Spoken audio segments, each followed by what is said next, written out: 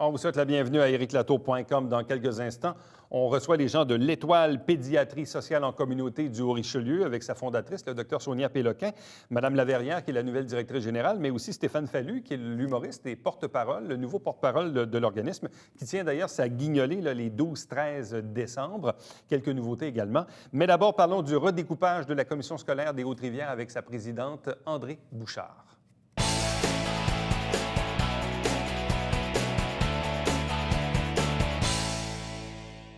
Les élections scolaires étant chose du passé, le gouvernement a promis beaucoup de changements, par la voix d'ailleurs de son nouveau ministre de l'Éducation, le Dr Bolduc. Quels seront les impacts chez nous, directement? À la commission scolaire des Hautes-Rivières, on en discute avec la présidente réélue de la commission scolaire, André Bouchard. Bonsoir et bienvenue. Bonsoir. Est-ce que vous avez eu le temps? Donc, tout le monde était assermenté. Il y a eu déjà une première réunion de votre côté? Oui, il y en a eu deux même.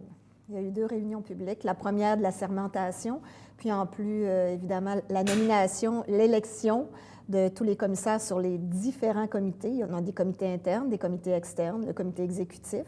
Puis la semaine dernière, il y avait une réunion publique. Bon, parmi d'ailleurs les changements, il y en a déjà parce que l'élection l'a elle-même imposé. Le fait que le conseil des commissaires est passé de quoi, d'une vingtaine de commissaires élus à une dizaine maintenant, plus la présidence qui est élue au suffrage universel. Est-ce que vous avez senti une différence dans le fonctionnement dans lequel vous allez devoir opérer, le fait de couper de moitié à peu près le nombre de commissaires élus?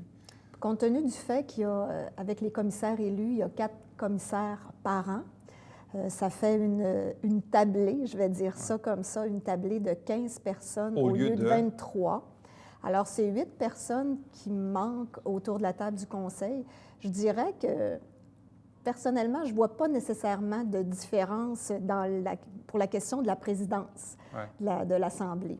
Maintenant, ces personnes-là vont représenter un plus grand nombre d'écoles, plus grand nombre de citoyens. Alors, je pense que c'est dans la prise de décision dans les semaines à venir qu'il va peut-être avoir une différence, là. Où est-ce que les gens peuvent être peut-être tiraillés? Si les commissaires élus, donc, vont représenter un plus grand territoire, donc plus d'écoles à représenter autour de la table, qu'en est-il de la commission scolaire elle-même? Parce qu'on se souvient, au Québec, il y a plusieurs années, on avait plus d'une centaine de commissions scolaires. On a baissé ça à 72? Oui. Et là, le projet du gouvernement est de baisser ça à 36, 38? Je pense que c'est 46 avec les commissions scolaires anglophones puis les commissions scolaires qui ne font pas partie nécessairement de la fédération. Alors, pour nous, la commission scolaire des Hautes-Rivières, le projet qui a été déposé nous retire une de nos municipalités, la municipalité de Saint-Jacques-le-Mineur. Êtes-vous étonné de ce redécoupage? Oui, je suis étonnée parce que je me serais attendue, quand on a fusionné en 1998, Saint-Jacques-le-Mineur faisait déjà partie de la commission scolaire, anciennement Saint-Jean-sur-Richelieu. C'est vrai. Alors, avec le redécoupage, on avait 2 municipalités. On avait Saint-Jean-Baptiste de Rouville, qui faisait partie de la commission scolaire fusionnée en 98. Puis on a eu Saint-Jacques-le-Mineur, qui n'était pas dans les MRC de Rouville et du Haut-Richelieu. On avait 2 municipalités à ce moment-là qui étaient orphelines de MRC, je vais dire ça comme ça. À ce moment-là, il y a la municipalité de Saint-Jean-Baptiste de Rouville qui a demandé au ministère de changer de MRC compte tenu du fait que leurs enfants fréquentaient davantage les écoles secondaires de Mont-Saint-Hilaire et de la commission scolaire des Patriotes. Alors, à ce moment-là, il y a eu un mouvement dans ce sens-là. Alors qu'à Saint-Jacques-le-Mineur, il y avait eu une espèce de volonté du maire du temps, puis la population avait souhaité presque unanimement rester avec la commission scolaire des Hautes-Rivières. Alors pour nous, cette discussion-là avait eu lieu à ce moment-là. Actuellement, en Montérégie, on compte combien de commissions scolaires? 9 commissions scolaires. La plus grosse étant Marie-Victorin et Longueuil. Oui. La deuxième, est-ce que c'est Haute-Rivière? Pas nécessairement, non? La deuxième étant, écoutez, j'hésite entre les grandes seigneuries puis les patriotes. Probablement les patriotes. Oui, c'est des grands territoires aussi. Puis la troisième, les grandes seigneuries. Parce que Saint-Hyacinthe, Val-des-Serres, nous-mêmes et probablement les Trois-Lacs, on est à peu près équivalents. Bon. Si actuellement on a 9 commissions scolaires en Montérégie, le projet du ministre fera en sorte de couper combien de commissions scolaires en Montérégie? Dans le projet actuel, on passerait de 9 à 7. Et Et quels sont les deux qui écopent dans tout ça? Sorel-Tracy serait fusionné avec la commission scolaire de Saint-Hyacinthe. Et toujours selon le projet, la commission scolaire de la Vallée des Tisserands, qui est la commission scolaire autour de Valleyfield-Beauharnois, rejoindrait la commission scolaire des Grandes Seigneuries. Donc, ces Grandes Seigneuries et Saint-Hyacinthe qui, visiblement, ramasseraient les petites commissions scolaires. Les petites commissions scolaires, mais qui sont quand même de grands territoires éloignés. Là. Absolument, absolument. Parce que si on a un enfant à Sorel Absolument. Et que le quartier général de la commission scolaire est à Saint-Hyacinthe, là, c'est une moyenne trotte. Là. Puis la commission scolaire de Saint-Hyacinthe va jusqu'à Actonville. Aussi. Alors, sauf que c'était quand même des fusions prévisibles. Mais quand je disais tantôt, est-ce que vous êtes étonné d'avoir perdu ou de possiblement perdre Saint-Jacques-le-Mineur, est-ce que vous vous attendiez à pire que ça? Est-ce que vous aviez fait vous-même un certain scénario où on aurait scindé en deux la commission scolaire des Hautes-Rivières? Je ne sais pas. La machine à rumeurs était vraiment active, là. Alors, quand on s'est en allé à Québec, en PDG, pour recevoir le scénario du ministre, oui, il y avait une rumeur qui disait qu'on serait fusionné avec la commission scolaire Val-des-Serres ou qu'on serait fusionné avec une partie de la commission scolaire Marie-Victorin. Alors, il y avait différents scénarios sur la table, dépendamment ce dont on entendait parler en formation professionnelle. Quand on a reçu la nouvelle, bien, on a été étonnés. Saint-Jacques-le-Mineur, c'est combien d'élèves? C'est 200 élèves. Sur 125. Combien total? C'est quoi? La commission scolaire des Hautes-Rivières? Oui. C'est 18 000 élèves. Donc, on parle de 200 élèves sur 18 000. Oui. C'est 125 qui sont au primaire et 70 qui sont au secondaire. C'est quoi le bénéfice? On ne le comprend pas. On ne comprend pas qu'est-ce que ça va changer au niveau des finances publiques de changer cette école-là de commission scolaire, d'autant plus que ça ne fait pas très longtemps quand même que les projets éducatifs, le plan de réussite, tout est en concordance avec le plan stratégique de la commission scolaire. Il y a aussi un bon lien d'appartenance dans la communauté avec les enseignants qui enseignent à l'école Saint-Jacques. Mais de mémoire, Saint-Jacques-le-Mineur fait toujours partie de la MRC des Jardins de Napierville. Voilà, oui. Donc, c'est ça la logique, là. La logique... Territoriale. Quand on a regardé la carte du ministre, le scénario proposé, sa logique, c'est vraiment une logique de territoire de MRC. Bon. Est-ce que vous avez eu, d'une part, là, des réactions émanant de l'école à Saint-Jacques-le-Mineur ou du maire ou du conseil? Oui, on a reçu plusieurs lettres de parents. Je sais que le conseil d'établissement faisait une réunion spéciale hier soir, puis j'ai reçu aujourd'hui une résolution du conseil d'établissement qui va être adressée au ministre, aux députés aussi. Le député de Saint-Jacques-le-Mineur, c'est M. Stéphane Billette, député d'Huntington. Alors, la résolution du conseil d'établissement va être acheminée aux différentes instances. À l'effet de? À l'effet de rester avec la commission scolaire des Hautes-Rivières, considérant beaucoup le lien d'appartenance à la communauté. Mais moi, quant au conseil de ville, Mais donc, vous avez dû, disons, pousser un certain soupir de soulagement en voyant le redécoupage, là, Écoutez, en toute honnêteté, sur le coup, j'ai été surprise et vraiment soulagée. Mais après coup, évidemment, quand on réfléchit à ça, il y a des élèves de Saint-Jean-sur-Richelieu. Cette école-là a fait partie de notre organisation scolaire. Il y a près d'une vingtaine d'élèves de Saint-Jean-sur-Richelieu qui fréquentent l'école de Saint-Jacques-le-Mineur. Alors, donc, on verra la suite quoi après les fêtes? Oui, je pense que ça va être en février que l'annonce officielle, la loi, parce qu'il va falloir que ce soit une loi, va être rendue publique. Parlons de finances maintenant, de finances publiques. Donc, vous terminez l'année fiscale avec un déficit de 520 000, mais que vous avez été dans la mesure d'éponger avec un surplus. Parce que les surplus s'élèvent à combien à la commission scolaire en ce moment? Les surplus sont autour de 15 millions. Mais on s'entend... Ça date de quand, tous ces surplus? Vous avez engrangé de l'argent, vous ne l'avez pas dit à personne? Bien oui, on n'a pas donné service. Hein? Non, ces surplus-là sont composés, je dirais, à 75 des vacances des employés, des fonds de terrain. Oui, parce qu'on fait partie maintenant du périmètre comptable du gouvernement. Alors, nos écoles, nos terrains font partie de nos surplus. Alors, les banques de vacances, les banques de maladies, ça fait partie des surplus. On a peut-être 3 ou 4 millions de surplus libres, ce qui est quand même pas énorme sur un budget qui a 200 millions par année. Puis, évidemment, comme depuis quelques années, on éponge toujours notre déficit avec un pourcentage qui est autorisé par le gouvernement, bien, ce surplus-là, ils font. Outre le redécoupage de la commission scolaire, quels sont les principaux enjeux auxquels vous devez vous attaquer là, dès le retour des fêtes? Le budget, l'enjeu du budget, parce que là, on n'est pas encore au courant de ce que M. Leitao va déposer, mais nous, on s'attend, je pense, les commissions scolaires du Québec, on s'attend encore de passer à la caisse l'an prochain. Peut-être à la commission scolaire des Hautes-Rivières, on envisage même autour de 2 500 000 encore une fois. Alors, oui, on est attablé à la table de travail, justement, pour toutes les considérations budgétaires. Il y a la question de la gouvernance aussi. Je pense que le gouvernement, M. Bolduc, M. le ministre, ne pourra pas toucher à toute la question de la fusion des commissions scolaires telle qu'il l'envisage sans penser à la question de la gouvernance, parce qu'on s'entend qu'il va y avoir une problématique. Les présidents ont été élus au suffrage universel, chacun et chacune dans leur commission scolaire. Puis là, avec le scénario qui est déposé, bien, il va y avoir certainement des ententes où il faut vraiment qu'ils amorcent toute la question de la gouvernance des commissions scolaires. Il n'y aura pas le choix, là. Il n'y aura pas le choix. Parce que ça aussi, c'était remis en cause, là. Oui, puis on a été autorisés,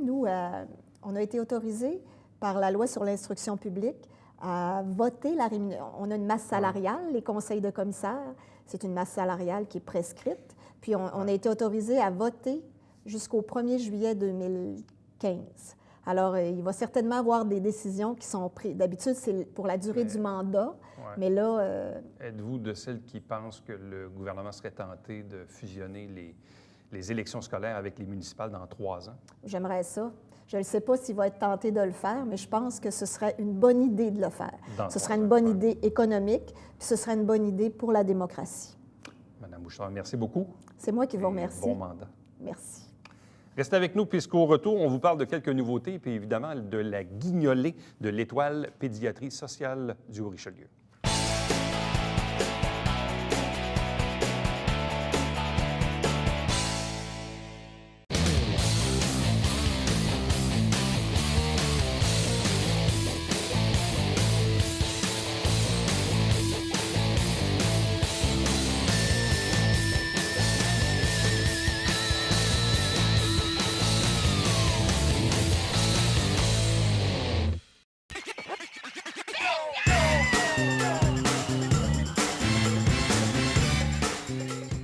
Divertir dans le confort de votre foyer. Télébingo, TVHR, tous les dimanches matins, 9h30, avec votre meneur de jeu, Alain Rameau. C'est un rendez-vous.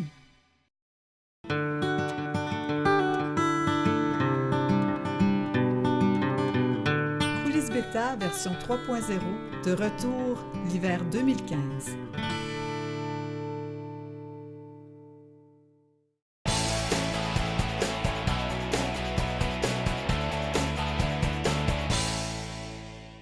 L'Étoile Pédiatrie Sociale en Communauté du Haut-Richelieu va présenter sa guignolée à l'occasion du week-end du 13 et 14 décembre. Quelques nouveautés également. 3 invités pour en parler. D'abord, sa fondatrice, le Dr Sonia Péloquin. Bonsoir à vous. Bonsoir. De même que le nouveau porte-parole, l'humoriste qui habite notre si belle région, Stéphane Fallu. Bonjour. Bonjour. De même que Nicole Laverrière, la directrice générale. Bonsoir et bienvenue. Bonsoir. Je vais commencer avec vous, Dr Péloquin.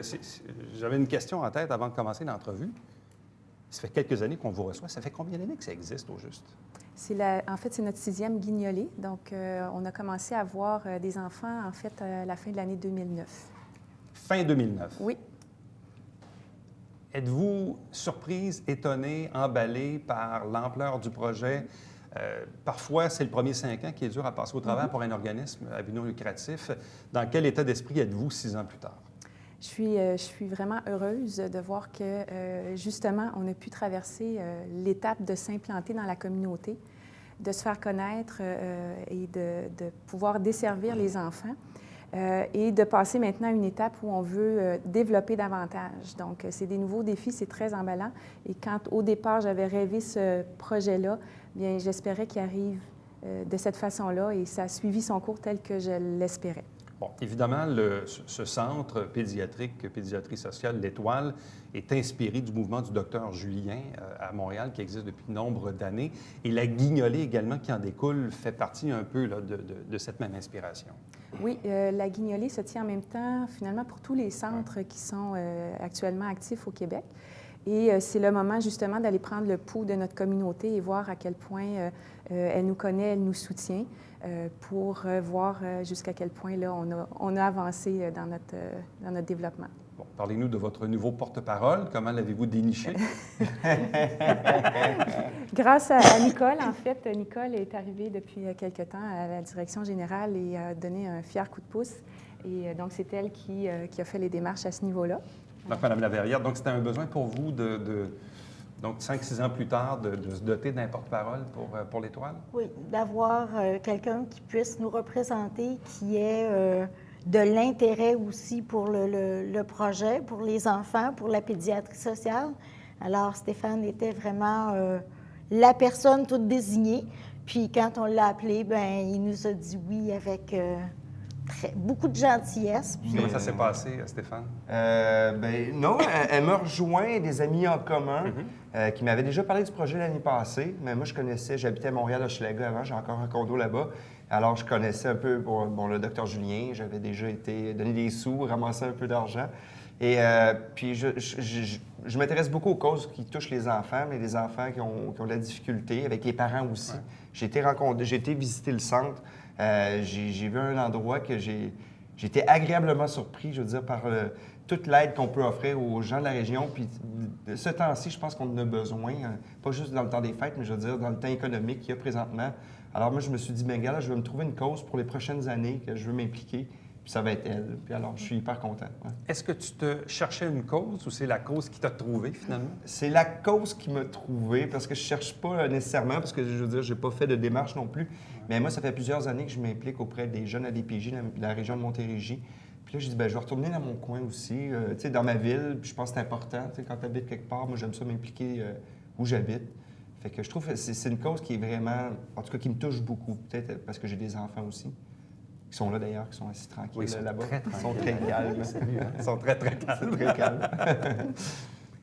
Qu'est-ce que ça représente pour toi de la pédiatrie sociale? Ou ce que tu en savais dans le temps à Montréal avec l'œuvre du docteur Julien ou de ce qu'on en fait ici à Saint-Jean? Je connais pas beaucoup, honnêtement. Je veux dire, mais ce que je connais, c'est d'impliquer les jeunes, de pas juste dire c'est ça que vous avez besoin. C'est d'intégrer les familles avec des soins.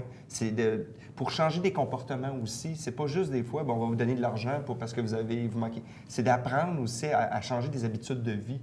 Puis d'impliquer le jeune là-dedans en priorité, puis la famille. En tout ce que j'en vois, je pense que... Puis ça, j'aime beaucoup ce côté-là de, il y a une activité qu'ils font qui implique les parents à jouer avec les enfants, parce qu'il y en a qui n'ont peut-être pas le tour, mais pour moi, c'est concret aussi. On le fait. C'est pas quelque chose, dans 7 ans, il va y avoir du béton, là. C'est tout de suite, parce que les gens ont besoin d'aide tout de suite, surtout les jeunes, je crois. Madame Laverrière, vous êtes toujours située au 185 de la rue Mercier? Oui. Dans ce joli bâtiment à l'arrière de la bibliothèque. Comment ça se passe au jour le jour, l'organisation, la logistique? Bref, votre quotidien ressemble à quoi au niveau organisationnel? Le quotidien, c'est de se faire une liste, c'est de ne pas nécessairement avoir réalisé ce qui est écrit sur la liste, mais de ne pas avoir arrêté de travailler. Qu'est-ce que ça implique d'organiser un centre pédiatrique comme l'Étoile?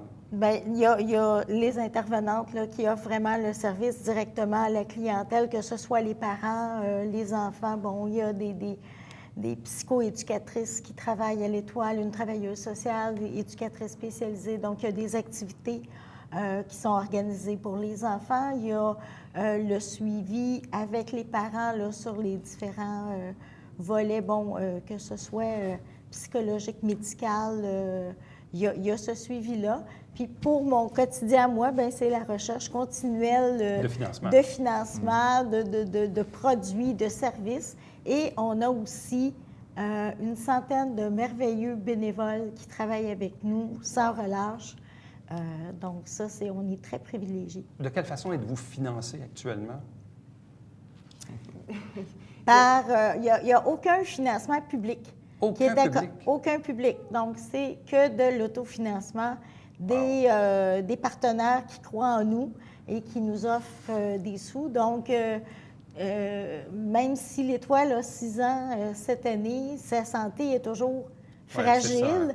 Et si on regarde ce que les gouvernements nous annoncent, c'est pas demain la veille qu'on va être financé au niveau du gouvernement. Donc, il faut travailler très fort. Docteur Péloquin, donc il y a combien d'enfants ou combien de familles qui bénéficient de l'Étoile? Actuellement, on dessert 125 enfants. Donc, on offre des services à 125 enfants, ce qui implique donc un suivi d'abord médical et psychosocial complet sur du long cours et toute une coordination avec les organismes, les commissions scolaires, CPE, Centre jeunesse, CLSC, qui sont invités à travailler avec nous.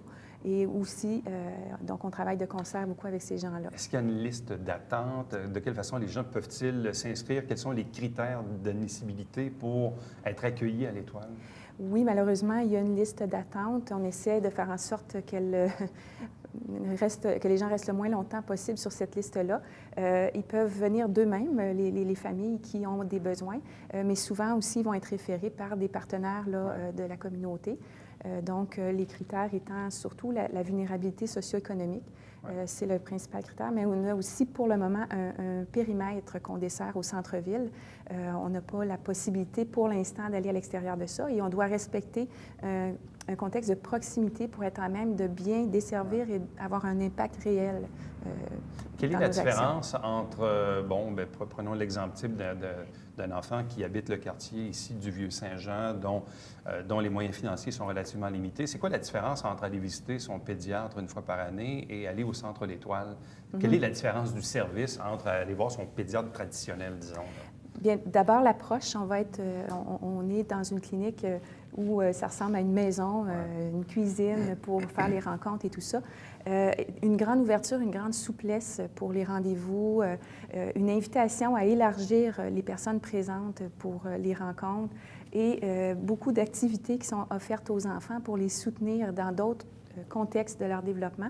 Donc, les activités de fin de journée, un jumelage avec des bénévoles, par exemple aussi de la musicothérapie qu'on vient de commencer à donner. Alors, ce sont toutes des opportunités pour les enfants là, de se développer mieux et d'être en meilleure santé.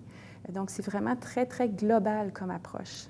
Toi, Stéphane, quand tu avais entre 0 et 20 ans, puis on sait que tu as eu quand même une enfance un peu particulière, qui n'est peut-être pas comme la moyenne des gens, de quelle façon est-ce que tu tisses des liens en rapport aux intervenants qui viennent aider ces enfants-là, qui viennent aider ces familles-là qui ont peut-être certaines difficultés? Je suis très nouveau dans le processus. Hein. Alors, c'est quelque chose que là, je commence à connaître les gens, tout ça, mais je pense que l'intégration va se faire assez rapidement. Mais tu sais, je ne veux pas non plus m'imposer.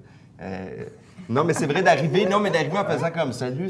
Je pense que c'est une autre approche que les gens. Si je vois des gens dans la rue, tandis que là, j'ai senti que les gens me regardaient un petit peu. Bon, il y avait une gêne aussi parce que je crois que, dans le fond, c'est une nécessité, mais on aimerait ça pas en avoir besoin. Je pense pour les familles, c'est comme un côté, il faut que tu arrives vers... il y a eu beaucoup de bad luck dans la vie. Je vais revirer ma question de côté. Ouais. Un enfant qui vit des difficultés, en quoi le fait d'avoir des intervenants autour de lui va l'aider à grandir et à s'intégrer davantage dans la société? Je pense des modèles positifs ou des gens qui sont là pour toi, je pense que c'est de la base, c'est avoir confiance en toi. De développer des fois tes passions. Tu sais, je pense que si tu as la musique, mais si tu entends de la musique, mais peut-être plus tard que tu vas faire, que quand ça va aller moins bien ou je sais pas, mais tu vas écouter de la musique, tu vas en faire, tu vas peut-être sortir de ton schéma familial aussi. Mais moi, je crois que c'est important d'avoir des modèles positifs dans la vie, des gens qui peuvent dire « Non, la vie n'est pas juste ça, il y a ça aussi ». Même si là, c'est pas le fun, il va y avoir d'autres choses. Moi, je crois que c'est pour ça que je m'implique. Moi, je trouve... C'est un volet très important parce qu'un jeune a besoin de rêver, n'a pas besoin de vivre dans une réalité de « je vais-tu manger aujourd'hui ». Madame Laverrière, vous l'avez dit tantôt, donc le nerf de la guerre, c'est l'argent. Donc la guignolée, qu'est-ce que vous attendez de la part de la participation du public pour la fin de semaine du 13 et 14 décembre? C'est le 12 et 13. Au 12 et 13, pardonnez-moi. Donc 12 et 13, je corrige, 12 et 13. Décembre. Alors, bien, on s'attend à ce qu'ils viennent nous rencontrer aux différents points de cueillette, là, qui vont être disséminés à travers Saint-Jean-sur-Richelieu et puis qu'ils soient généreux. Il y a aussi... Mais oui, il faut être généreux, là. Qu'est-ce que les gens peuvent apporter? Des sous. On ne ramasse que de l'argent parce qu'il y a déjà des organismes là, qui recueillent des denrées pour faire des paniers de Noël. Donc, nous, c'est vraiment de ramasser des sous comme un peu le docteur Julien là, le fait pour être capable d'offrir des services à longueur d'année à nos jeunes clients. Et quels seront vos points de collecte? Alors, Il y en a plein, hein? J'en vois plein, là. Alors, nous serons au Hall de Saint-Jean, au Carrefour La Plante, au Hall d'entrée de l'hôpital. Au Carrefour Richelieu, il y aura un barrage routier boulevard d'Iberville et 2e Avenue. À l'École Vision, aux garderies Odyssée et Once Upon a Time, et au marché de Noël du musée du Haut-Richelieu. Donc ça, c'est principalement, on dit 12-13, mais c'est principalement quoi? Le 12, c'est le vendredi, ça? Le 12, c'est le vendredi. Le 13... C'est le samedi toute la journée. Exactement. Et la guignolée, ramasser des sous qui comptent pour la guignolée, ça va jusqu'au 15 janvier. Alors, c'est les sous qui sont ramassés jusqu'au 15 janvier sont comptabilisés au niveau de la guignolée. Il y a aussi le programme Les Amis de l'Étoile qu'on a mis en place au cours des dernières semaines. Alors, on invite les gens, que ce soit des entrepreneurs, que ce soit des monsieur et madame tout le monde, à devenir des Amis de l'Étoile en versant 300 $ par année pendant 5 ans. Donc, c'est un engagement pour 5 ans. Ils deviennent des Amis de l'Étoile et on en fera la promotion, mais ils vont nous permettre aussi d'assurer... On n'a jamais assez d'amis. On va en avoir beaucoup. On a beaucoup d'amis. Vous avez besoin de combien d'argent par année pour fonctionner adéquatement? Actuellement, notre budget est autour de 150 000. 150. Mais, la guignolée, ça vous rapporte combien à peu près, ça? Bien, on espère entre 20 et 25 000. Quand même, ouais. C'est un morceau important, là. C'est un morceau très important. Les Amis de l'Étoile peuvent en devenir un aussi. Puis la générosité des gens d'affaires va être importante aussi. À vous trois, merci beaucoup. Meilleure des chances. Merci. C'est gentil, merci. Restez avec nous. Au retour, le Babillard quotidien.